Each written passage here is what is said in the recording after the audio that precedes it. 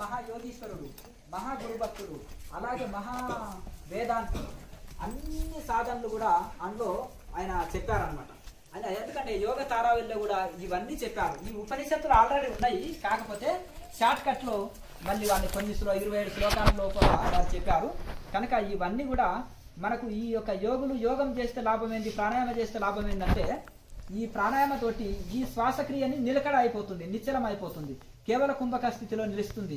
కేవల కుంభకము వస్తే లాభం ఏంటి అంటే, యోగం చేస్తే లాభం ఏంటంటే కేవల కుంభక స్థితి లభిస్తుంది. కేవల కుంభకం కలిగితే లాభం ఏంటంటే నిర్వికల్ప సమాధి లభిస్తుంది. నిర్వికల్ప సమాధి లభిస్తే లాభం ఏంటిదంటే కైవల్య స్థితి అందుకుంటాం, ముక్తి అవస్థ అందుకుంటాం, ముక్తి స్థితి అందుకుంటాం. ఎట్లంటే నది పోయి సముద్రంలో కలిస్తే సముద్రంగా మారిపోతుంటుంది. ఇక అక్కడే ఆగితే ఆ నది చెడిపోయే అవకాశం ఉంది. ఒకే దగ్గర పారకుండా అక్కడే ఉంది అనుకోండి, అందులో పాకర రావడము, ఇది రావడము, ఇది అయిపోతుంటుంది. ఆ నది పోయి సముద్రంలో కలిస్తే నామ రూప గుణములు కోల్పోతాయి. జీవుడు కూడా నేను జీవుణ్ణి, నాది కులము, ఈ గోత్రము, నాది ఈ ఊరు, నాకు ఈ పేరు, నేను ఇది, నాకు సుఖం ఉంది, నాకు దుఃఖం ఉంది, నాకు బంధాలు, నాకు భార్య, పిల్లలు, సంసారం, నాకు యొక్క 3 గుణాలు ఉన్నాయి, తమో రజో సత్వగుణాలు. ఈ 3 గుణాల్లో, ఈ బంధాల్లో, రాగద్వేషాల్లో, అరిషడ్ వర్గాల్లో ఇరుక్కొని పోతాం. నది ఒకతానుంటే మురుగు పట్టినట్టుగా మనం ఈ సంకుచిత భావాలతోటి ఈ యొక్క ఇది అయిపోతుంది. ఆ స్థితి కేవల కుంభక స్థితి నుంచి నిర్వికల్ప సమాధి అందుకున్నప్పుడు ఇవన్నీ ఏం చేసేస్తే అగ్నిలో యోగాగ్ని దగ్ధ కర్మాని అన్నట్టుగా అగ్నిలో మనము సమిదలు అంటే కర్రలని, నెయ్యి, ఇవన్నీ ధాన్యాలని వేసినప్పుడు ఎట్లా భస్మం చేస్తున్నాయో సమస్త కర్మల్ని, సమస్త సంస్కారాలని యోగ చిత్తవృత్తి నిరోధ, సంస్కారాలన్నీ నిరోధిస్తుంటుంది. చిత్తవృత్తులు నిరోధించకపోతే ప్రపంచ ఆకర్షణ ఉంటుంది, ప్రపంచ అరిషడ్ వర్గాలు బాధిస్తాయి. చిత్తవృత్తి నిరోధం చేస్తే ఏమవుతుందంటే పరమాత్మ ఆకారంగా మారిపోతాం. కనుక ఈ యొక్క చిత్తవృత్తులని నిరోధం చేయకపోతే ప్రపంచంలో మనం కొట్టుకొని పోతాం. చిత్తవృత్తులను నిరోధం చేసిన తర్వాత ఖాళీ ఉంచొద్దు, మళ్ళీ చిత్తవృత్తులు నిరోధమైంది ఖాళీగా పెట్టొద్దు మనసుని, మళ్ళీ పరమాత్మ ఆకారంగా మళ్ళీ మన దాన్ని మార్చివేయాలి. కనుక ఆ విధంగా మనం ఇదవుతుంది. కనుక అగ్నిలో కర్రలు కాల్చినట్టుగా మన జన్మల సంస్కారాలని 3 గుణాలని కాల్చేస్తాయి. 3 గుణాలే సంసారం జీవుడికి. కనుక ఇవన్నీ తీసివేస్తాయి. కనుక మనం ఈ యొక్క పతంజలి మహర్షి మార్గంలోనే ఈ యొక్క తపస్వాధ్యాయ ఈశ్వర ప్రణిధానాన్ని క్రియాయోగ అని పతంజలి మహర్షి చెప్తాడు. పతంజలి మహర్షి మొదలు సమాధి యొక్క గొప్పతనం చెప్తాడు. గొప్పతనం చెప్పిన తర్వాత 2వ పాదంలో సమాధి పాదము తర్వాత సాధన పాదం చెప్పాడు. సమాధి గొప్పతనం చెప్పాడు. ఇప్పుడు భగవద్గీత మహత్యం చెప్తాడు. భగవద్గీత చదివితే లాభం ఏంటి, బెనిఫిట్స్ ఏంటిది. ఇప్పుడు మార్కెట్లో ఒక బైక్, ఒక కంపెనీ, ఒక కారు, ఒక ఫోన్ వచ్చింది, దాని ఫలితాలు చెప్తాడు. ఇది తక్కువ రేటుకి ఇస్తున్నామండి, ఎక్కువ మీకు అంటే దీంట్లో చాలా మంచి క్వాలిటీ ఉందండి, మీరు ఎక్కువ ఇది వస్తుందండి. ఒక బైక్ వచ్చింది అనుకో, తక్కువ పెట్రోల్ తీసుకుంటుంది, ఎక్కువ మైలేజ్ ఇస్తుంది, అలాగే మంచి ఎక్కువ ఎంత ప్రయాణం అనేది చేయొచ్చు, బండి ఈట్ ఎక్కదు, ఇంకా రకరకాలుగా చెప్తాడు. ఆ పక్కది తీసుకోవచ్చు, ఇంకో కంపెనీ తీసుకోవచ్చు, ఇదెందుకు తీసుకోవాలంటే. అట్లాగే ఈ సమాధి యొక్క స్థితి గొప్పతనం చెప్పేసి దాన్ని ఎలా పొందాలనండి, రెండోది సాధన పాదంలో క్రియాయోగం చేయాలి అని చెప్పాడు. ఈ క్రియాయోగము సంసారము, భార్య బిడ్డలు, సంసారం అన్నిట్లలో ఉండి కూడా ఇది చేయొచ్చు. క్రియాయోగం అంటే ఏదో ప్రాణాయామ కాదు, ఇక్కడ తపస్సు, స్వాధ్యాయము, ఈశ్వర ప్రధానము 3 కలిపితేనే క్రియాయోగం అన్నారు. ఇంతెంచు తపస్సు. తపస్సు అంటే ఇక్కడ మనము దీన్ని ఇక్కడ ధ్యానంనే తీసుకోవాలి, ధ్యానం తీసుకోవాలి. ఇంకోటి కష్టము, సుఖము, లాభం. ఇప్పుడు కాళ్ళల్లో నొప్పి వచ్చింది, ఓడ్చుకుంటున్నాం, అదే తపస్సు.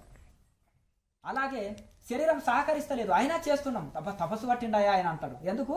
ఆకలి దప్పి అన్ని ఓల్చుకుంటున్నాం. అంటే అన్నాహారాలు మానివేయాలని కాదు, వాటిని సహించాలి, అన్నిటిని ఓడ్చుకుంటగలుగుతాము. కాళ్ళలో నొప్పి వచ్చినా కానీ, మనసు పరిగెత్తినా మనం అట్లాగే ఏదో సాధించాలని మనం ధ్యానంలో ఓడ్చుకొని కూర్చొనేదే తపస్సు. ఇక్కడ తపస్సు. స్వాధ్యాయం అంటే వేదాంత శాస్త్రాన్ని చదవాలని చెప్తున్నారు.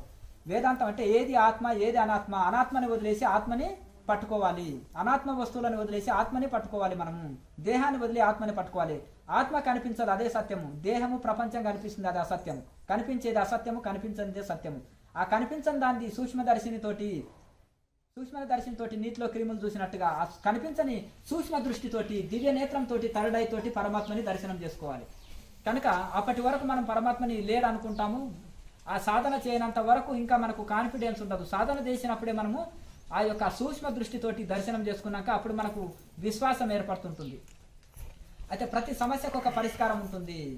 అజ్ఞానం పోవాలంటే ఒక పరిష్కారం ఉంటుంది. యోగం చేయాలి, ధ్యానం చేయాలి. ఆ జ్ఞాన నేత్రం తెరవబడి మనిషికి ముక్తావస్థ అందుకుంటాడు. కనుక ఈ యొక్క మనము ముక్తి బంధం ఉంది అనంటే ముక్తి పొందొచ్చు, దానికి సాధనలు చేయాలి. కనుక ఈ యొక్క సాధన పాదంలో మొత్తము పతంజలి మహర్షి క్రియాయోగం గురించి 4 శ్లోకాల్లో 4 పాదాల్లో చెప్పారు. తపస్సు, స్వాధ్యాయము. స్వాధ్యాయం అంటే వేదాంత విచారణ, ఆత్మానాత్మ విచారణ చెప్పి వేదాంత శాస్త్రాన్ని కూడా చదవాలి. దేనికి వేదాంత విచారణ చేయమంటున్నాడు పతంజలి మహర్షి? వైరాగ్యం అవుతుంది. వైరాగ్యం లేకనే మనసు ప్రపంచంలో ప్రాకులాడుతుంది. వైరాగ్యం ఉంటే మనసు ఇటట్టు పరిగెత్తదు. ఈశ్వర ప్రణిధానాన్ని అంటే ఏంటి? ఇక్కడ భక్తి యోగం.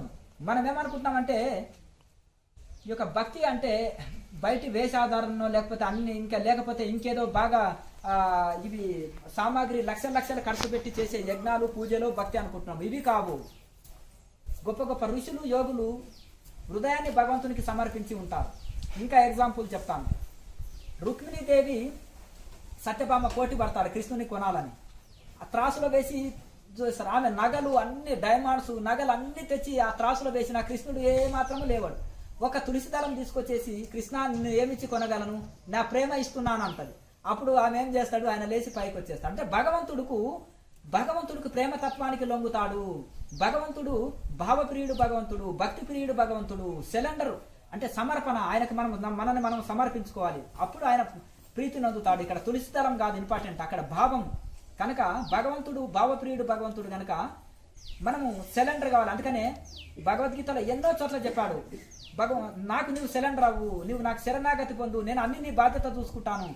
ఇప్పుడు రైల్లో ఉండి పెట్టెను ఎందుకు నెత్తిన పెట్టుకోవాలి, సూట్ కేసును ఎందుకు నెత్తిలో పెట్టాలి? మన సూట్ కేసును రెండింటిని మోస్తుంది, నేను మోస్తుంది, రెండింటిని మోస్తుందండి, బరువు అవుతుంది అంటే మరి మనం మోసేది అంతా అదే. కనుక మన సంసారము ఈ బ్రహ్మాండంలో అన్ని జీవులని అన్నిటికీ లేవంగానే చూడండి. ఆ క్రిములు, కీటకాలు, పశువులు, పక్షులు, జంతువులు, సమస్త కుంటివాడు, గుడ్డివాడు, భక్తి చేసేవాడు, చేనివాడు, అజ్ఞానికి, పాపిష్టివానికి, మంచివానికి, కుంటివానికి, గుడ్డివానికి, భగవన్ నామం చెప్పని వానికి, భజన చేయని వాడికి, ధ్యానం చేయని వాడికి, జపం చేయని వాడికి, యోగం చేయని వాడికి అందరికీ పెడుతున్నాడా, పెడతలేడా భగవంతుడు? మనం ఒక దగ్గర అన్నదానం చేసినాం అనుకో, ఇక్కడ శివభక్తులకే భోజనం అండి, ఇక్కడ వైష్ణవులకే భోజనం అండి, అక్కడ ఇంకేదన్నా ఉన్నారనుకోండి ఇతర మతస్థులు, ఇక్కడ వేరే మా వర్ణస్థులకే అండి, అంతేనా కదా? కానీ భగవంతుడు చూడండి, ఆయన మహాదాత అండి, ఈయన మహాదాత అండి అంటాడు. భగవంతుడు మహాదాత. ఎందుకంటే సమస్త పని చేయని వాడిని కూడా పెడుతున్నాడు. ఈ బ్రహ్మాండంలో సర్వజీవులు లేవంగానే నోరు తెరుచుకొని ఉంటే వాటి ప్రతి జీవికి ఒక ముద్ద వేస్తున్నాడంట పరమాత్మ. ఈ కబీర్ దాస్ చెప్తాడు, భగవంతుడు గొప్ప దాత, ఆయన కంటే గొప్ప దాత ఈ ప్రపంచంలో ఎవరు లేరు.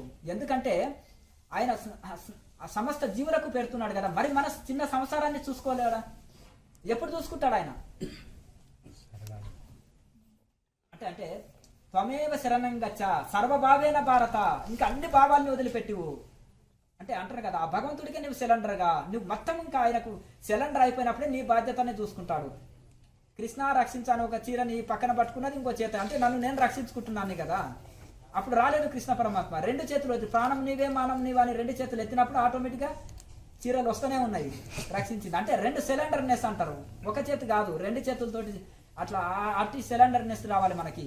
అట్లాగే ఆ యొక్క సమర్పణ. అందుకనే పతంజలి మహర్షి ఇక్కడ ఏంటంటే ఈశ్వర ప్రణిధానత్వా, నువ్వు ఈశ్వరుడికి సిలిండర్గా, అంటే ఇక్కడ ఓంకారం అన్న ఈశ్వరుడు అంటే వేరు కాదు అని చెప్పిండు పతంజలి. అంటే అలాగే భగవద్గీతలో కూడా భగవంతుడికి పేరేంది అన్నప్పుడు ఈశ్వర సర్వభూతానం హృదయేశ్వరిన తిష్టతి అంటాడు. ఈశ్వరుడు అన్ని హృదయాల్లో ఉన్నాడు అని భగవద్గీతలో చెప్పిండు. మళ్ళీ ఏం చేయాలంటే త్వమేవ శరణం గచ్చ, రెండవ శ్లోకంలో త్వమేవ శరణం గచ్చ సర్వభావేన భారత, అన్నిటిని వదిలిపెట్టి ఆయనకే సిలిండర్గా అని అన్నారు.